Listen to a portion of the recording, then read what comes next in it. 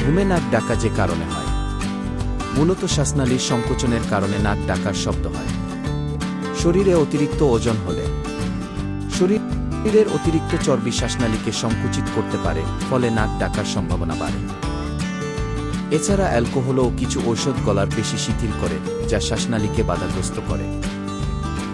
পিঠের উপর ভর দিয়ে ঘুমালে জিহ্বা ও নরম তালু পরে শ্বাসনালীতে বাধা সৃষ্টি করতে পারে, যা নাক ডাকার কারণ বলে বিবেচ্য। স্লিপ অ্যাপনিয়া, এটি নাক ডাকার একটি প্রধান কারণ, যেখানে ঘুমের মধ্যে শ্বাসনালী বারবার আংশিক বা সম্পূর্ণভাবে বন্ধ হয়ে যায়। এর ফলে অক্সিজেনের অভাব হয় এবং মস্তিষ্ক জেগে ওঠে। স্লিপ অ্যাপনিয়া সমস্যায় উচ্চ রক্তচাপ, হৃদরোগ এবং ডায়াবেটিসের ঝুঁকি বাড়াতে পারে, এমনকি স্ট্রোকও হতে পারে।